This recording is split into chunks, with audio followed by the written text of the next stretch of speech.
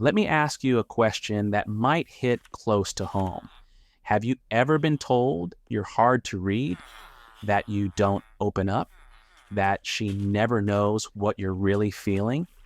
Maybe a woman has said to you, I feel like I'm always guessing with you, or worse, she stopped guessing, she just left, and you told yourself she wasn't patient enough, that she wanted too much, that she was too emotional, but deep down you knew something else. You knew there was a wall and you didn't know how to take it down, or maybe you didn't even know it was there. Here's the hard truth that no one teaches men. You've been trained your whole life to be a fortress. Don't cry, don't show fear, don't be weak, handle it yourself, and that training works. It makes you functional, it helps you survive hard things alone, but it also makes you unreachable.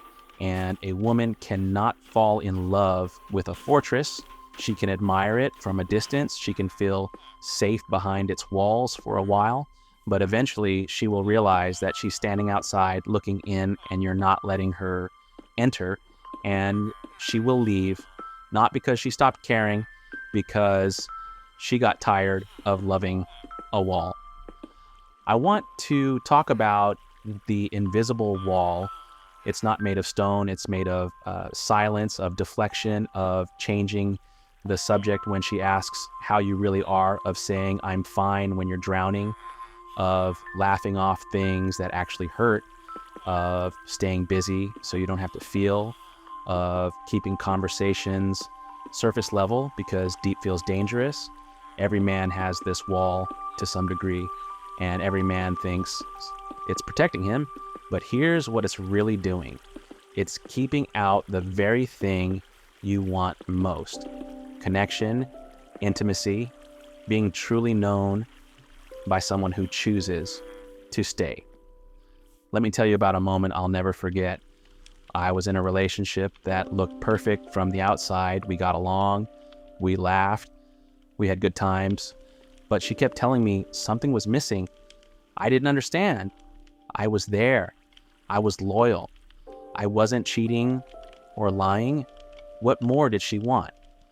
One night, she broke down crying. She said, "You're in this room with me, but you're not here. I tell you about my day and you nod. I ask about yours and you say, fine. I try to get close and you step back. I feel like I'm dating a ghost." That hit me like a truck, because she was right. I was there physically, but emotionally, I was miles away. I had built that wall so high and so thick that even I couldn't see over it anymore, and she was exhausted from trying to climb it. That relationship ended, and it ended because of the wall. Not because of money, not because of looks, not because of some other guy, because I wouldn't let her in. And I had to take a long, hard look at why. Why couldn't I be vulnerable? Why couldn't I say, I'm scared, or I'm sad, or I need you? The answer was fear. Fear that if she saw the real me, she would leave. Fear that my weakness would disgust her. Fear that I would be rejected for being human. So I hid. And by hiding, I created the very rejection I was afraid of. She didn't leave because I was weak. She left because I was absent. Here's what I've learned since then. Women don't leave a man because he shows emotion. They leave because he shows nothing. Because a blank wall is not a partner. It's a roommate. It's a piece of furniture. You can't build a life with a piece of furniture. You can't feel safe with someone who never tells you what's going on inside. Safety doesn't come from a man who has no feelings. Safety comes from a man who has feelings and handles them with integrity, who can say, I'm struggling right now without falling apart, who can admit he's afraid without becoming a victim, who can cry without losing his spine. Most men think vulnerability is weakness. They confuse vulnerability with emotional dumping. Real vulnerability is not trauma dumping on a first date. It's not sobbing on her shoulder every night.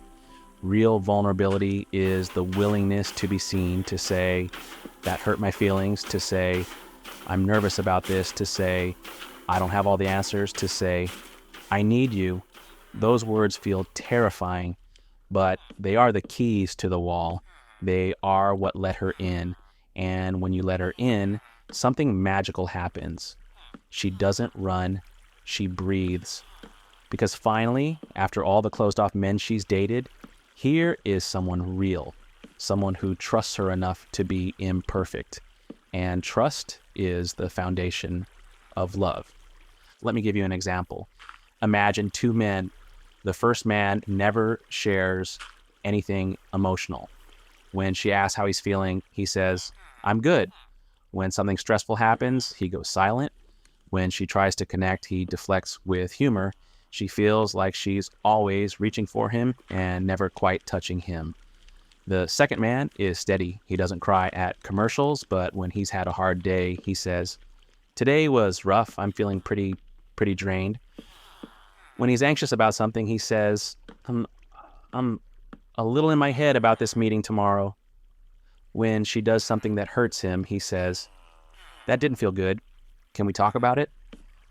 Which man do you think she feels closer to? Which man makes her feel like she matters? Which man makes her want to stay? The answer is obvious, but most men spend their entire lives trying to be the first man because they think the second man is weak. He's not weak. He's brave. He's risking rejection for the chance at real connection. And that risk is the most attractive thing a man can take. And now let me address the fear that's probably running through your head right now. What if I open up and she uses it against me? What if she loses respect for me? What if she leaves? Those are real fears, and they come from real experiences. Maybe a woman did use your vulnerability against you. Maybe a past partner shamed you for crying. Maybe your father told you to suck it up. Those wounds are real. But here's the thing. Holding on to those wounds is keeping your wall up, and your wall is keeping you alone. Not every woman is the one who hurt you. If you punish every new woman for what an old one did, you will never experience true intimacy. You will keep repeating the same lonely cycle. The only way out is to take the risk, to open the door a crack and see who stays. Not all at once, slowly, with someone who has earned it. But if you never open the door, no one can ever come in. Let me tell you about a relationship I had after I learned this lesson. Early on, I was nervous. I really liked her. And instead of pretending to be cool, I said something terrifying. I said, I'm a little nervous right now. I really like you, and I don't want to mess this up. I expected her to lose interest. Instead, she smiled. She said, I'm nervous too. Thank you for saying that. And in that moment, the wall between us got smaller. She felt safe to be nervous too. She felt safe to be real. And that night, we had a conversation deeper than any I'd ever had with someone I was trying to impress, because I stopped trying to impress and started being real. You see, vulnerability is contagious. When you show a crack in your wall, she feels permission to show a crack in hers. And those cracks are where light gets in. That's where intimacy lives, not in perfection, not in never having problems, in the shared reality of being imperfect humans who choose each other anyway. And you will never get there if you keep pretending you don't have feelings. She knows you have feelings. She's not stupid. She sees the tight jaw, the distant eyes, the subject changes. She knows something is there, and your refusal to share it feels like rejection. It feels like you don't trust her, and nothing kills love faster than feeling untrusted. So how do you start taking down the wall? You start small. You don't have to pour out your deepest trauma on the second date. You just stop saying, I'm fine, when you're not. You say, actually, I'm a bit tired today. You say, work has been stressful. You say, I've been thinking about something that's bothering me. You let her see a little bit, and you watch what she does with it. Most of the time, she will meet you with kindness. She will lean in. She will ask more. And each time she responds well, the wall gets a little smaller, until one day you realize you're not hiding anymore. You're just living. and she's right there with you inside the fortress because you finally opened the gate. I'm not saying this is easy. It's the hardest thing most men will ever do. We've been conditioned to hide. We've been praised for stoicism and punished for feeling. It takes courage to break that conditioning. But consider the cost of not breaking it. A lifetime of shallow relationships, a lifetime of women telling you they feel lonely next to you, a lifetime of wondering why no one really knows you. That cost is too high. You deserve to be known. You deserve to be loved for who you actually are, not for the strong, silent statue you pretend to be. And the only way to get that is to start letting people in. So here's your challenge. The next time a woman asks you how you're doing, don't say good. Tell her the truth, not the whole truth, just a little more. Honestly, I've been better. I'm a little stressed about something. I'm actually really excited about this thing happening tomorrow. Give her a real answer and notice how she responds. Notice how you feel. You might be terrified, but you might also feel something else, relief, because you stop performing, you let someone see you, and being seen is the beginning of being loved. If you've been hiding behind a wall your whole life, if you're tired of being called distant or hard to read, comment the word open. One word. I want to see how many of you are ready to start letting people in.